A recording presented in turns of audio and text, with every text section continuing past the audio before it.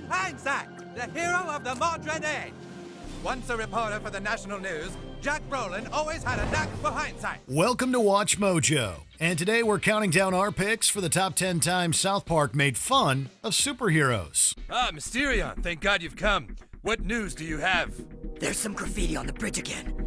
I think those 6th grade kids are doing it. For this list, we'll be looking at episodes of this mountain town show where they poked, prodded, and satirized franchises and characters known for their superhuman abilities, whether heroes or villains. Who's your favorite South Park superhero? Let us know in the comments. Number 10, the MCU. Ever since their introduction back in season 13, Cartman's band of superhero friends has popped up every now and then. My name is Jimmy Ballin.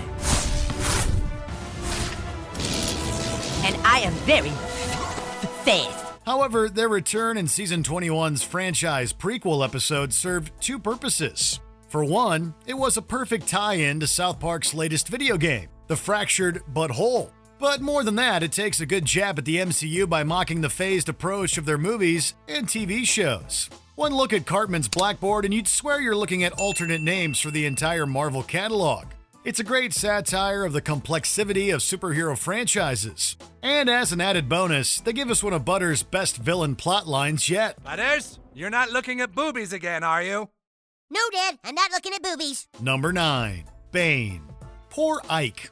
When he spots his mom in bed with a UPS driver, he has no idea it's just his dad role-playing. I have a package from Amazon for you. Oh, dear. So when he shows a drawing of what he saw to Kyle, chaos inevitably ensues. I saw them, Kyle! I saw them! Terrible advice from the old farmer gets all the men riled up and determined to take care of the delivery man. It's here we get a great ribbing of Bane from The Dark Knight Rises. Well, hello there, Mr. UPS man. What are you? You should have left our wives alone. All the men are sporting the infamous mask worn by the notable villain, all while making long-winded threats to the driver. Between the spot-on impression of the voice and the convoluted comments and threats, everything about this is gold. You should have never come to our town.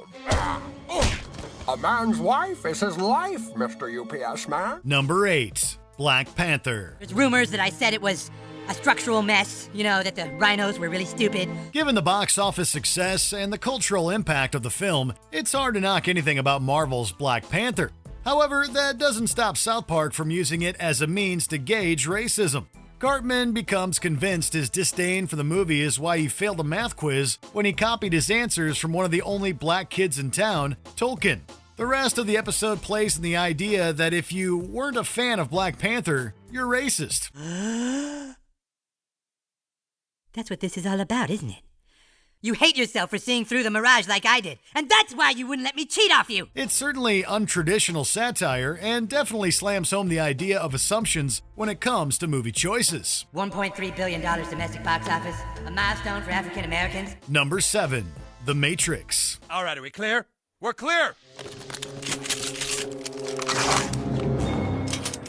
Watch that window, Puck! In much the same way that Neo learned about the real world from Morpheus, Stan gets a dose of reality when he joins a therapy support group. He just turned 10 and his whole world is appearing to him as literal crap. As soon as he enters therapy, we're treated to a fantastic piece of satire aimed at the Matrix.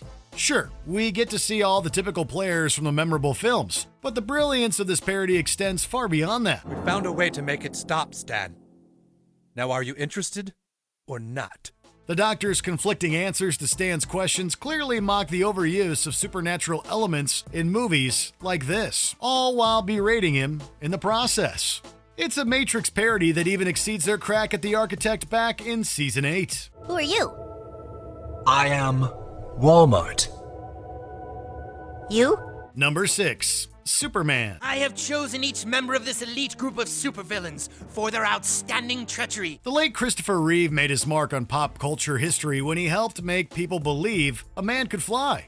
To this day, Reeves' portrayal of Superman served as the gold standard for this famous DC character. Sorry to drop in on you like this, Miss Lane, but I've been thinking, there must be a lot of questions about me that people in the world would like to know the answer. Of course. This is why watching him become the leader of the Legion of Doom on South Park is so funny. Roles reversed here as Gene Hackman becomes the hero, while Reeves' newfound abilities wreak havoc among bystanders.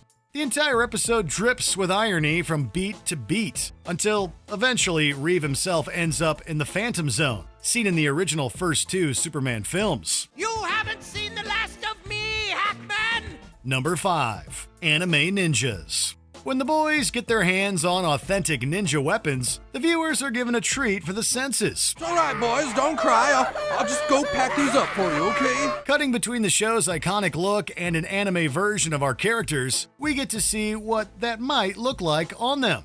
What could be a simple story about boys playing with swords turns out to be both an homage and a satirical look at Japanese animated martial arts films.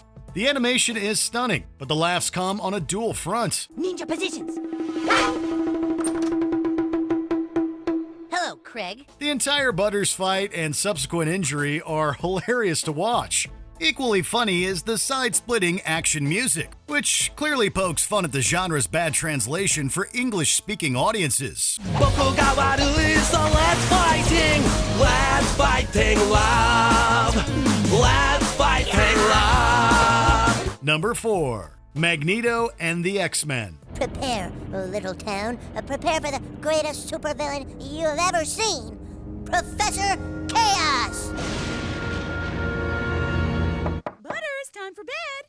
Oh, okay, Mom. Take one look at Butters as his superhero alter ego, and there's no doubt he's clearly a take on the X-Men's Magneto character.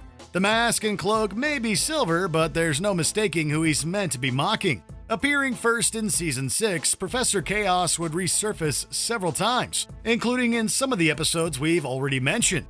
With the character as tame as Butters, it's comical to see how far removed his superhero character is compared to the original. This isn't over. Oh, yes, it is. Butters! You're the one who started all this? Uh-oh. By taking the happiest character and making him the least threatening villain, it's both intelligent writing and a fantastic jab at the superhero shtick. Go now, my minions. Go and take this foolish mortal down. Minions, not that way. Come back, minions. Number 3. DC Super Friends / Justice League of America. All right, Stanley, you can open your eyes now. This is the Hall of the Super Best Friends, Stanley. The headquarters for those who stand for what's right. If you watched Saturday morning cartoons in the 1970s and 80s, you might have caught an episode of The Super Friends. In the great hall of the Justice League, there are assembled the world's 4 greatest heroes, created from the cosmic legends of the universe. Taken from DC's Justice League, characters like Batman, Superman, and others came together to fight evil. When South Park took its first shot at Scientology, Blane'tology, Jesus helps fight the cult thanks to his super best friends.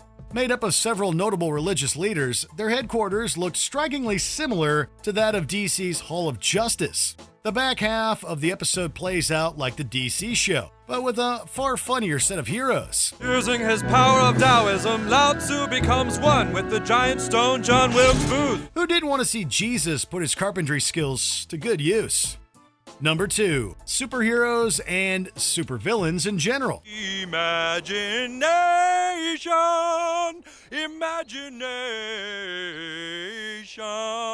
If there was ever a use case for testing the boundaries of fair use, it was South Park's Imagination Land trilogy. This is Imagination Land. It's where all the wonderful and goofy things that humans have made up over the years live together. The sheer list of character appearances alone is staggering. Just the act of putting all these notable individuals together is an accomplishment unto itself. Nonsense! Your evil is stale. I am the most evil imaginary character. This entry is less about the show's mocking a single character or franchise than it is about laughing at how ridiculous and obscure some of these superhero stories can get. When you end up with a giant tube of toothpaste fighting cavities in the battlefield, we're pretty sure that's mocking the entire genre. Imagination! Imagination! Are you gonna take us somewhere or not? Before we continue, be sure to subscribe to our channel and ring the bell to get notified about our latest videos. You have the option to be notified for occasional videos or all of them. If you're on your phone, make sure you go into your settings and switch on notifications. Number 1. Batman. All it takes is the first 3 minutes of this Season 13 episode to see what the writers are poking fun at. Don't let the city's peacefulness fool you, Commissioner. It's too quiet. Oh, not this kid again. From the raspy voice to the long diatribe-ridden narration, everything here reeks of a Christopher Nolan Batman movie. As more and more people turn to crime and violence, the town becomes gripped in fear. Dark times. Cartman's take gives us a far more comedic spin on such an iconic character. Combining that with Mysterion, we get 2 for the price of 1. I'm the symbol this town needs. No. I am the symbol this town needs. Dude, seriously, you can't do that. Pitted against each other, the episode mocks the typical selflessness of heroes by making Cartman's vigilante far more obsessed with notoriety than actually helping anyone.